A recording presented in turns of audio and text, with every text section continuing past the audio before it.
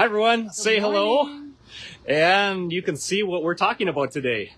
We are talking about marigolds. So if you're watching, let us know, say hi, say hello, tell us where you're watching from. Isn't that pretty? Do you love marigolds? We sell a lot of marigolds, and we want to let you know that they do have a purpose that is beyond just looking like a pretty little bedding plant. Like me. Right, yeah. They're beautiful, just like you. So, you can use marigolds to help keep the critters and pests away. So they have a very pungent scent to them. So we want to show you how to deadhead them and then also keep that and use it in your garden or in areas where you want to help keep the deer or squirrels or rabbits away. It's not foolproof, because I know a lot of you are going to say, I had marigolds and they ate my marigolds. Yep, there's a percentage of people that the deer are just going to eat whatever they want. There's people that are going to have squirrels, that are rabbits, whatever, are going to just mess with you and just tick you off and go against the normal percentage. But for a lot of people, marigolds work really well. So marigolds do have a scent to them that deer, rabbits typically do not like, but also bugs. So the bad bugs, the munching bugs, the bugs that you do not want. So we're not talking about the pollinators. The pollinators, they don't care. We're talking about the bad bugs. There is a certain percentage that it does help keep away some of your bugs. And some of the old school gardeners, this is what they put in their garden. Especially to mark the rows. Yeah, that is very handy to, when you put in your peas or carrots or whatever, to go through and pop a marigold on that end and on the other end, so you kind of know where your line is. And then it's also beneficial for trying to keep things out. Yeah, it is. So let's talk a little bit about deadheading marigolds. This is going to be the easiest. You know how you deadhead marigolds? It's so easy. Even a child could do it. Get behind it, just like this. Boom, you're done. That's all it is. But now, don't throw this away. So this has a scent to it that the critters don't like. When you're deadheading your marigolds, go through and save them. And then you can sprinkle it, and you can even crunch it up and dry it out if you want. Go ahead and save this and sprinkle it around the areas that you don't want those animals or those insects. So again, it's not foolproof, but it does help a lot of people. So give it a try. Yeah, and when we're cleaning up, you can see, get it right up in here. You see, these are all fresh little buds. We're going to take those off so that plant gets bigger right now. But, I mean, this is just going to be, they're really tiny right now, but this is just going to be... It's going to be loaded, yeah. Yeah. So going through and cleaning these up, once they're spent, you kind of know it. Yep. And there's different size marigolds, too. Yeah, so these are the shorter 8 to 10 inch on the French style marigolds. Yeah. The tall Incas, those get a little bit bigger of a head, and they're about 14 inches tall. So and then there's some really tall ones. Remember your mom had those really like bordered ones? That's the old school marigold, and they were actually kind of like a bush. Mm-hmm. Yeah, so those got maybe waist high, and they're a little more stringy, but it was still a marigold that it was kind of like a little bush, a marigold bush. So those are kind of cool.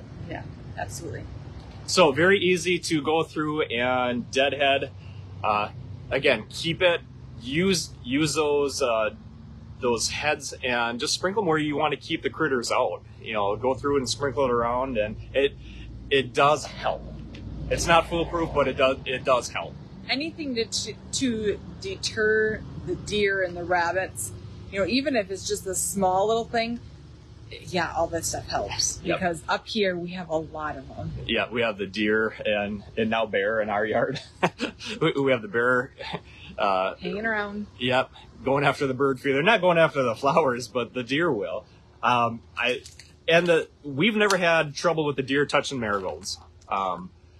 There's a lot of other things that they will. Sometimes they'll munch on petunias. They'll munch on wax begonias.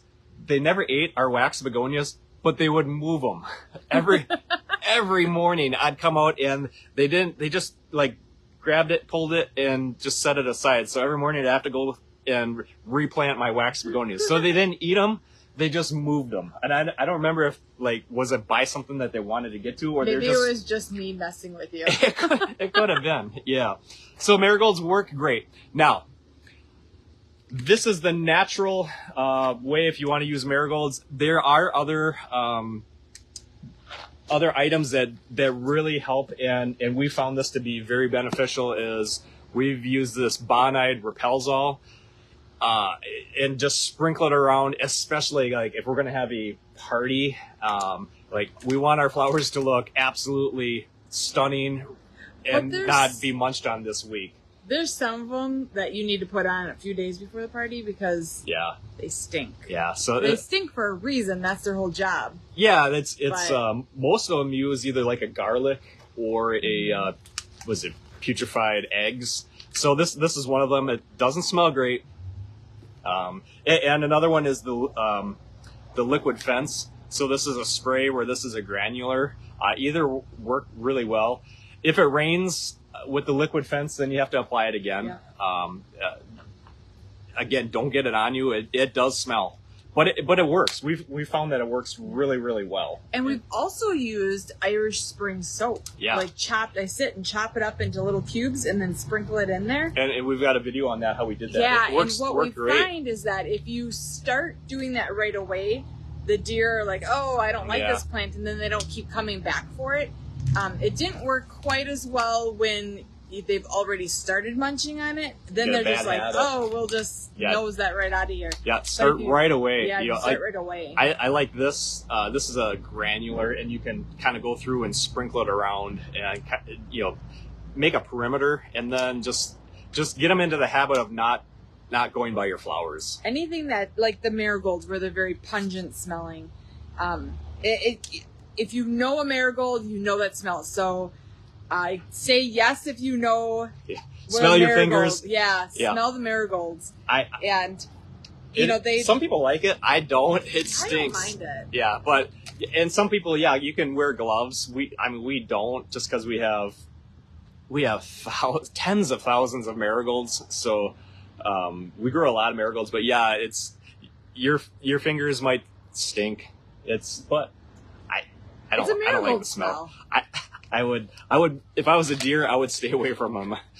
so sometimes it's just all preference, but there are some options. So marigolds do work well. Let us know if you've had any luck with it, but otherwise, there are other options that work really well.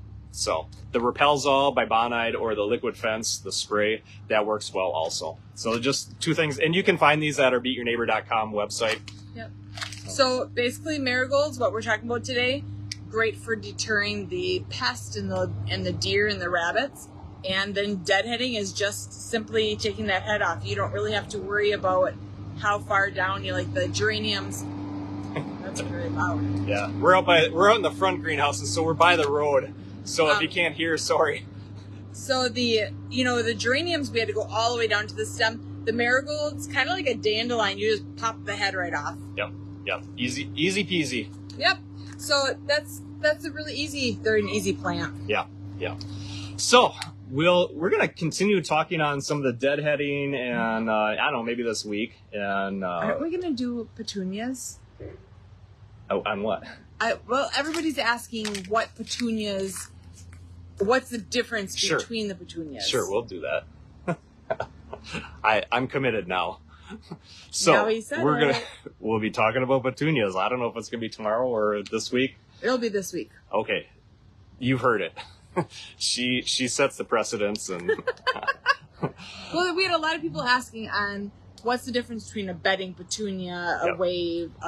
So I think we should do that. And we showed the petunias deadheading them yesterday. So if you didn't watch that, go back and watch all of our live from the greenhouse videos. Hey, I didn't tell you, because it just came up that I noticed on YouTube. We posted our 300th video. Ooh. So we have 300 videos now, over 300. There's a lot of information there. So there's absolutely no reason for you not to have the knowledge. We've done 300 how-to videos, so there's a lot of free professional growing advice there, and it's even organized. It's categorized. So if you're like, hey, you know, I have questions on soil, you go into those playlists and there's a whole, all the videos on soil are there. You spent a lot of time doing that. Yeah, so it's you know, indoor houseplants, your cooking videos, cooking and baking videos is a category, watering, soil, hanging baskets, fertilizing. It's all there. So there's lots of information. It's free.